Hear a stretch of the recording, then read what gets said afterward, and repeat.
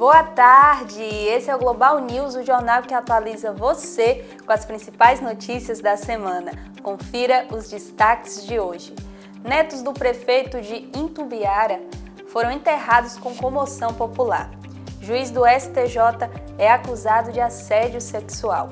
Um avião modelo Fokker 50 com 50 passageiros fez pouso de emergência no mar. O Brasil tem tecnologia para a fabricação dos chips semicondutores. Tudo isso você confere agora no Jornal Global News.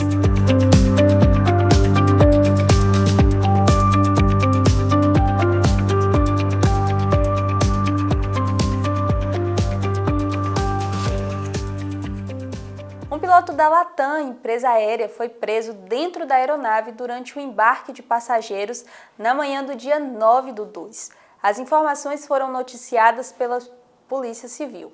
Abre aspas, tínhamos dificuldade de encontrá-lo porque não sabíamos quando ele ia voar ou não.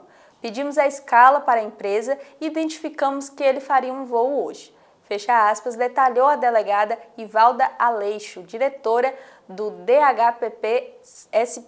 O piloto, identificado como Sérgio Antônio Lopes, é suspeito de abusar sexualmente de crianças que seriam vendidas pela avó, uma mulher de 55 anos que também foi presa.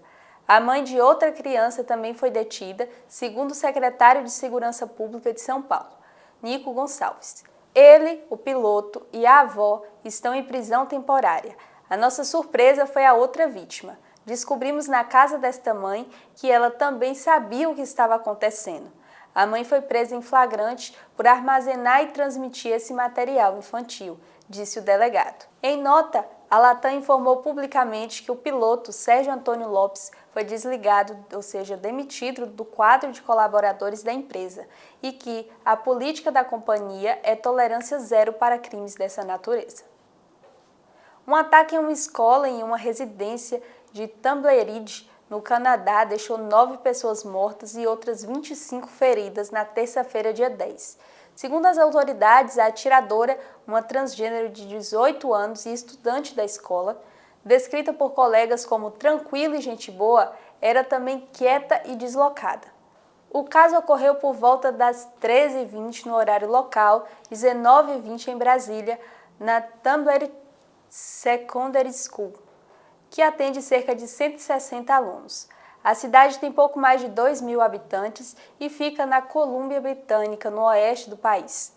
O Canadá tem um controle muito rígido para a posse e porte de arma de fogo. A atiradora primeiro matou a mãe e o irmão e em seguida atacou a escola.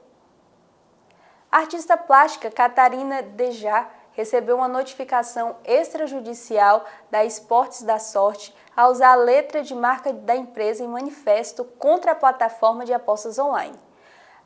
A Esportes da Sorte notificou extrajudicialmente a artista visual Catarina Lins de Aragão, conhecida como Catarina Dejá, por uso da tipologia da marca da empresa em uma sátira nomeada de Manifesto Bet, a feia, desembanque a banca. Após a notificação, ela modificou logo a logo da peça por orientação de sua assessoria jurídica, Poluição Visual, causada por propagandas da empresa no sítio histórico e danos à saúde provocados por vícios em jogos. O site de jogos é um dos patrocinadores do Carnaval de Olinda. Segundo a artista, a campanha faz referência à poluição visual causada pela grande quantidade de anúncios da empresa em diversos pontos do sítio histórico. Abre aspas, acho que tem muito a ver com essa questão que eu levantei, com o espírito do carnaval, da paródia, da brincadeira. Fiz um estudo sobre as bets do Brasil e que me pega muito aqui em Olinda é a poluição visual e ambiental, porque eles fazem uma propaganda massiva, uma empresa que, a meu ver, tem um peso muito negativo, fecha aspas, disse a artista. Rafael de Freitas, de 46 anos, tinha sido visto pela última vez na noite do dia 5, quando saiu para fazer uma caminhada, e a família fazia buscas por ele desde então. Ele estava desaparecido em Bauru desde o dia 5 de fevereiro e foi encontrado no domingo, dia 8. De acordo com a irmã de Rafael, ele estava passando por uma fase difícil e fazia acompanhamento psicológico e psiquiátrico, depois de ter sofrido um trauma recente. Ele foi localizado por uma amiga da família às margens da rodovia que liga Bauru a Piratininga, no interior de São Paulo. A irmã relatou que Rafael está bem, mas bastante abalado emocionalmente. De acordo com a família, Rafael foi vítima de um assalto no dia 25 de janeiro e tinha medo de que os assaltantes o procurassem, já que o carro e documentos pessoais foram roubados. O pai estava no parque aquático na companhia dos filhos de 16, 14 e 10 anos. Em determinado momento, ele foi flagrado insultando os meninos com xingamentos, o que chamou a atenção de testemunhas que acionaram a polícia. As informações são da Polícia Militar Catarinense. Ao notar a chegada da polícia, o homem fugiu em um carro e abandonou os filhos no estabelecimento. Viatura da PM passou a perseguir o homem, que foi alcançado a alguns quilômetros de distância do parque com a ajuda de outras viaturas que o interceptaram. O homem tem 51 anos e foi preso. A Polícia Civil Gaúcha prendeu temporariamente, na manhã desta terça-feira, dia 10, um suspeito de envolvimento no desaparecimento da família Aguiar de Cachoeirinha, na região metropolitana de Porto Alegre. A polícia não divulgou a identidade do suspeito, mas se trata do ex-companheiro de Silvana, Cristiano Domingues Francisco, soldado da Brigada Militar. Em nota, a Brigada Militar informou que Cristiano será afastado do serviço policial. As investigações são acompanhadas pela Corregedoria Geral da Corporação. Cristiano é pai do filho de Silvana.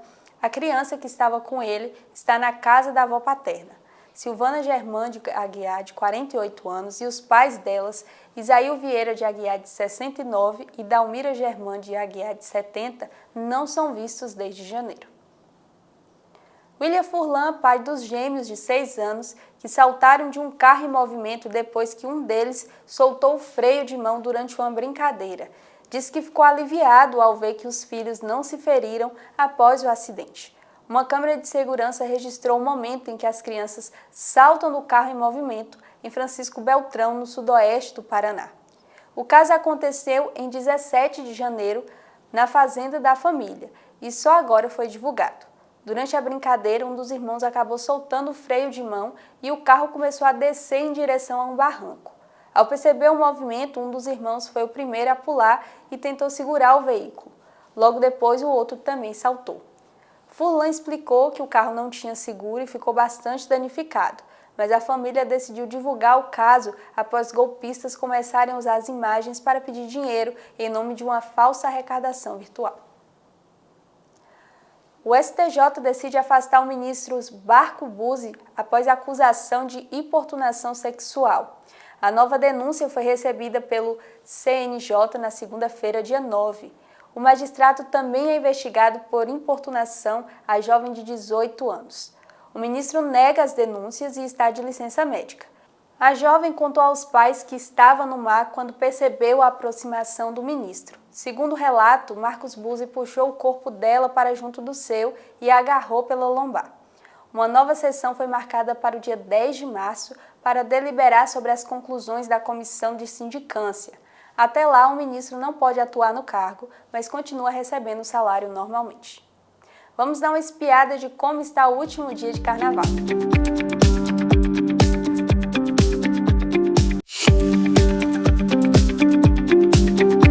Voltamos!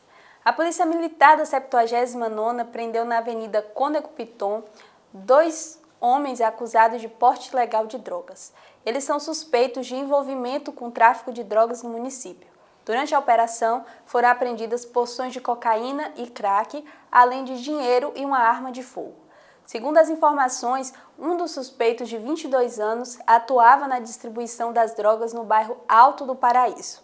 O outro, de 18 anos, seria responsável por guardar parte do material e estava com a arma apreendida. O material apreendido e os suspeitos de tráfico foram apresentados na Delegacia Territorial de Poções. O Tribunal do Júri condenou Rafael Souza de Lima a 22 anos e 5 meses de prisão em cárcere privado pelo assassinato de Sachira Camille. Foram 19 horas de julgamento e o crime ocorreu em 2021 em Vitória da Conquista, no sudoeste da Bahia, mas o julgamento foi transferido de comarca por decisão judicial.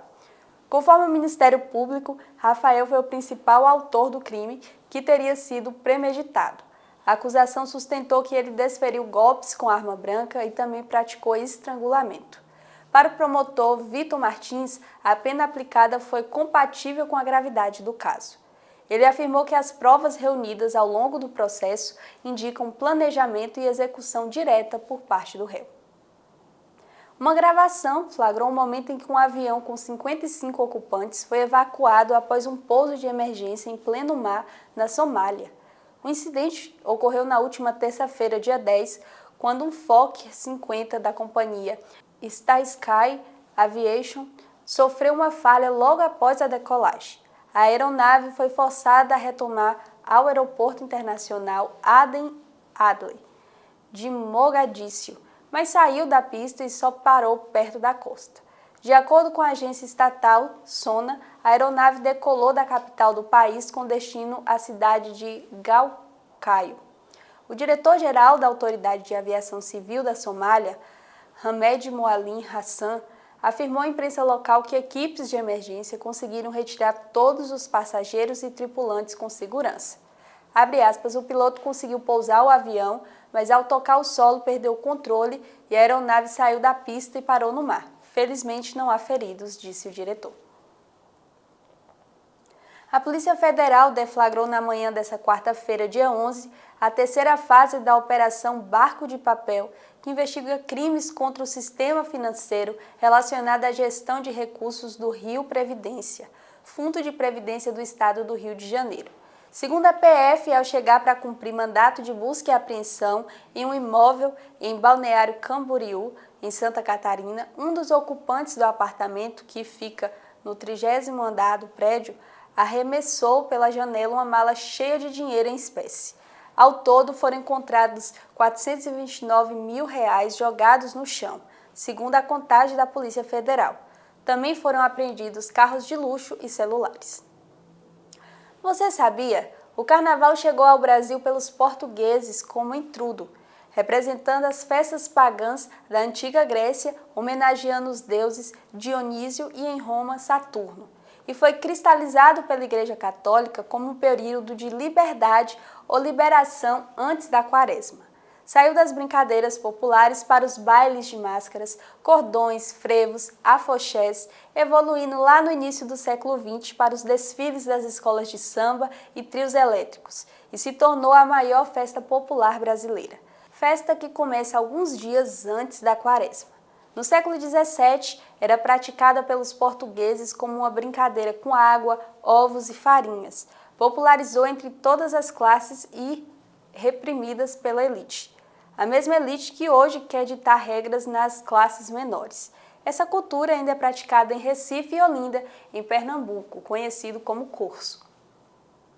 Falando em carnaval, a festa que pensam que tudo pode foi surpreendida em Vitória da Conquista pela Polícia Civil, com a Operação Pré-Carnaval, que deu um golpe certeiro no tráfico de drogas regional.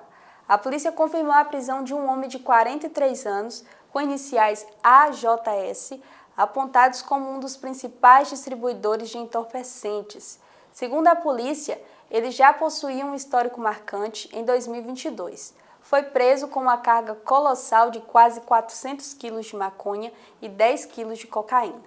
Mesmo após essa apreensão histórica, o indivíduo retornou à ativa, utilizando sua rede de influência para abastecer o mercado ilícito na região sudoeste. O show do colombiano Bad Bunny no Super Bowl virou festa multicultural pró-imigrantes que em 13 minutos mostrou a maior união e amor mundial em combate ao ódio e contra aos atos do ICE, divisão malvada do governo Trump, que impiedosamente matou 2 americanos indefesos e expulsou milhares de imigrantes, separou pais de filhos, ainda crianças, e prendeu pessoas de todas as nações que estavam nos Estados Unidos, fazendo o trabalho que os filhos do tio Sam não se interessam a fazer. A repercussão foi mundial, com milhões de visualizações e uma dor de cabeça que deixou o presidente americano despeitado a ponto de postar nas suas redes sociais, abre aspas, que a apresentação foi absolutamente terrível e uma afronta à grandeza da América, disse Trump. A Polícia Rodoviária Federal apreendeu quase 15 quilos de drogas durante uma fiscalização realizada na BR-116 em Vitória da Conquista, no sudoeste da Bahia. A ação aconteceu na última segunda-feira, dia 10, no quilômetro 830 da rodovia, durante a Operação Cão de Faro 2. De acordo com a PRF, a apreensão ocorreu após a abordagem de um ônibus interestadual com apoio do cão farejador K9. Os policiais identificaram uma encomenda suspeita no compartimento de bagagens do veículo. Durante a vistoria, foram encontrados 19 tabletes de maconha, totalizando 14,8 quilos, além de 686 papelotes de cocaína, que somaram 0,7 quilos da droga. Ainda segundo a PRF, o material ilícito saiu de São Paulo com destino ao interior da Bahia. Toda a droga foi encaminhada ao Distrito Integrado de Segurança Pública de Vitória da Conquista para a adoção das medidas legais cabíveis. Não houve condução de pessoas à delegacia. A Polícia Rodoviária Federal destacou que segue intensificando as fiscalizações nas rodovias federais da Bahia, reforçando o combate ao tráfico de drogas com apoio estratégico dos cães farejadores. No próximo bloco, vamos falar de tecnologia e pesquisa.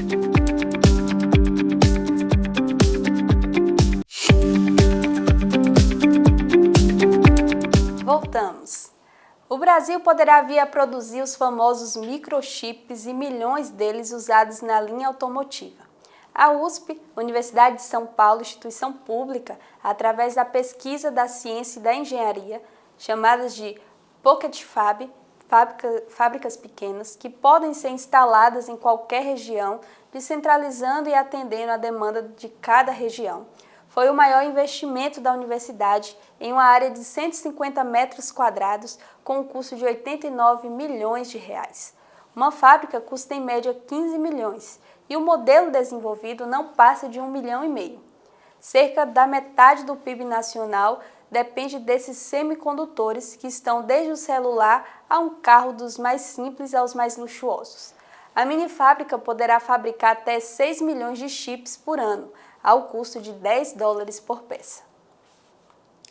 A Operação Falsas Promessas 3, deflagrada na quarta-feira, dia 11, pela Polícia Civil da Bahia, suspendeu as atividades do camarote do rifeiro Diogo 305 no circuito Barrondina, do Carnaval de Salvador.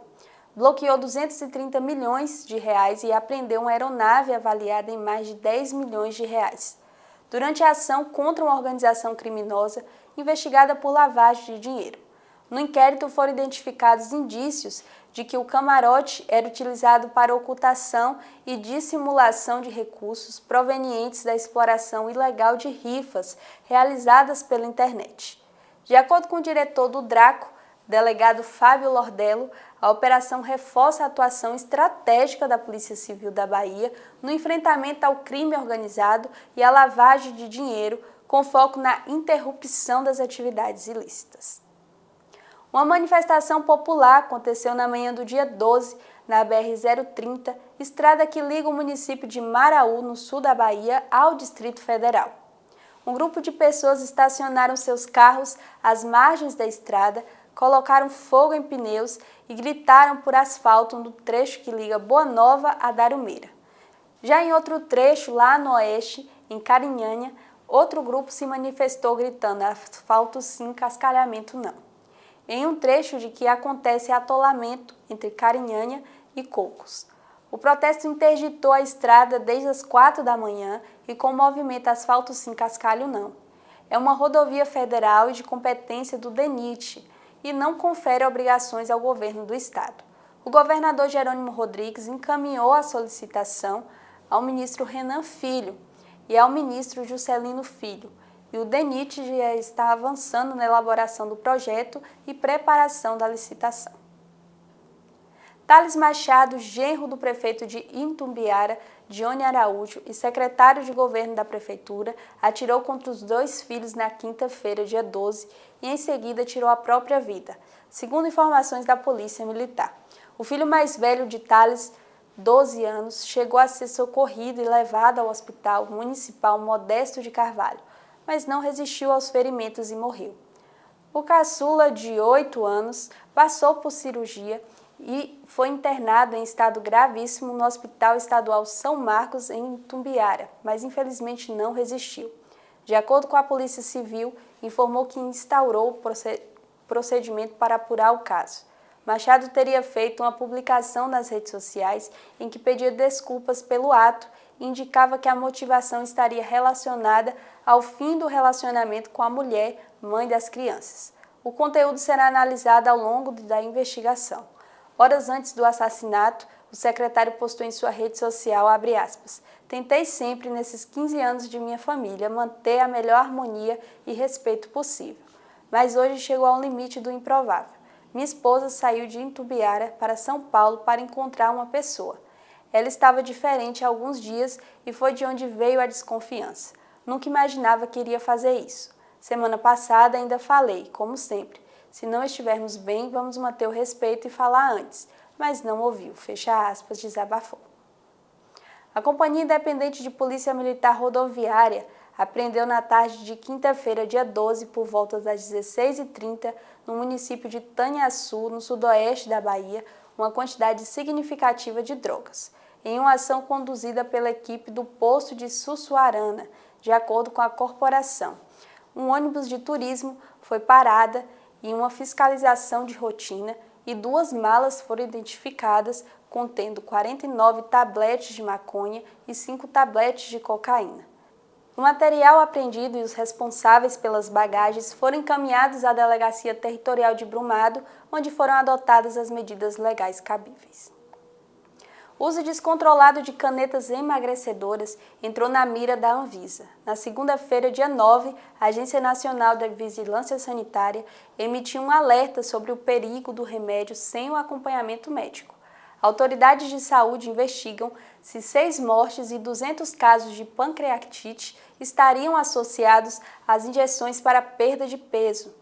Alexandre Roux, diretor da Obeso, explicou que emagrecimento muito rápido aumenta o risco de pedra na vesícula, aumenta o risco de pancreatite. Então, usar esses medicamentos de maneira equivocada para emagrecer rapidamente não é uma boa ideia, porque o emagrecimento muito rápido, como aqueles que acontecem na cirurgia bariátrica, pode fazer com que uma pessoa que tenha pedra na vesícula aumente o risco de pancreatite. Segundo os fabricantes dos medicamentos, as bulas já trazem orientações sobre o risco de pancreatite e recomenda que os pacientes sigam as indicações médicas. Beber café com cafeína regularmente, em quantidade moderada, foi associado a menor risco de demência ao longo da vida em um dos mais extensos acompanhamentos já realizados sobre o tema. O estudo publicado no Journal of the American Medical Association, a JAMA, analisou dados de 131.821 homens e mulheres acompanhados por até 43 anos nos Estados Unidos. Ao longo do acompanhamento, 11.033 participantes desenvolveram demência. Quando os pesquisadores compararam os extremos de consumo de café com cafeína, encontraram a seguinte diferença. Baixo consumo, 330 casos de demência para cada 100 mil pessoas acompanhadas por ano. E alto consumo, 141 casos para cada 100 mil pessoas por ano. Na análise ajustada, os maiores consumidores de café com cafeína apresentam 18% menos risco de desenvolver demência ao longo do período estudado. O mesmo padrão foi observado para o chá. Já o café descafeinado não apresentou associação consistente com o menor risco. Dados preliminares do IBGE mostram que o abate de gado no Brasil cresceu 13,1% no quarto trimestre de 2025 em relação ao mesmo período do ano anterior. Se o aumento for confirmado, o total de abates no Brasil em 2025 chega a 42,3 milhões de cabeças, um recorde. A forte demanda chinesa impulsionou a aceleração do processamento e colocou o Brasil à frente dos Estados Unidos como a maior produtor mundial de carne bovina. Dados do governo brasileiro indicam que a demanda chinesa permaneceu forte em janeiro, com as vendas para o país asiático, alcançando 650 milhões de dólares no mês passado, quase 45% a mais do que há um ano. No total, o Brasil vendeu cerca de 232 mil toneladas métricas de carne bovina fresca para vários destinos em janeiro de 2026, gerando quase 1,3 bilhões de dólares em receita. Mais um acidente envolvendo uma ambulância deixa um saldo de 3 pessoas mortas. O acidente aconteceu na madrugada da última sexta-feira, envolvendo uma ambulância, um caminhão e uma caminhonete na BR-101, no município de São José da Vitória, no sul da Bahia. A ambulância seguia sentido Itabuna com 5 pessoas a bordo. O médico e o acompanhante de um paciente morreram com a colisão. Já o condutor da ambulância, a enfermeira e o paciente saíram com ferimentos leves. A enfermeira desceu da ambulância e foi acionar a PRF e o SAMU, quando foi atropelada por uma caminhonete e morreu no acostamento. A ambulância envolvida no acidente era de uma empresa privada, mas prestava serviço para o Sistema Único de Saúde, SUS. O veículo havia buscado um paciente em Arraial da Ajuda, em Porto Seguro, e seguia a caminho do Hospital Costa do Cacau, em Ilhéus. Para fechar o placar, vejam vocês a ousadia dessa mulher.